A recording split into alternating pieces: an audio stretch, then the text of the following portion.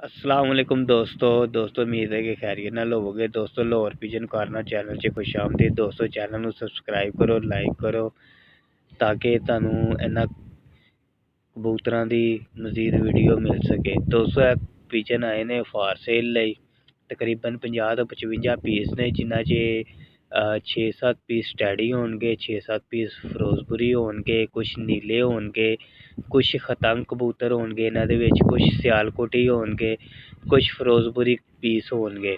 ਦੋਸਤੋ ਸਾਰੇ ਬਰੀਡਰ ਜੋੜੇ ਨੇ, ਮਾਸ਼ਾਅੱਲਾ अच्छा सेटअप हैगा। सारा सेटअप सेल करना है, जाल विड हर चीज़ दोस्तों फार सेल है। जिस मेरे दोस्त भाई इंटरस्टेड होवे इस वीडियो ਨੂੰ देख के कलर वगैरह पसंद आन दोस्तों ਉਹ ਚੈਨਲ ਨੂੰ ਸਬਸਕ੍ਰਾਈਬ ਕਰੋ। ਇਹਨਾਂ ਦੀ ਮਜ਼ੀਦ ਜਿਹੜੀ ਹੈ ਨਾ ਕਲੀਅਰ ਵੀਡੀਓ ਇੱਕ ਪੇਅਰ ਦੀ ਬਣਾ ਕੇ ਸੁਬਹ ਅਪਲੋਡ ਕੀਤੀ ਜਾਏਗੀ।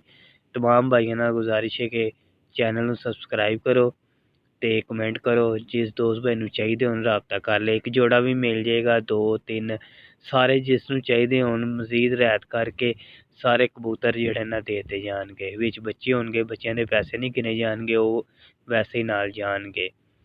ਤੇ ਜਿਸ ਦੋਸਤ ਭਾਈ ਨੂੰ ਚਾਹੀਦੇ ਹੋਣ ਉਹ ਰਾਬਤਾ ਕਰੇ।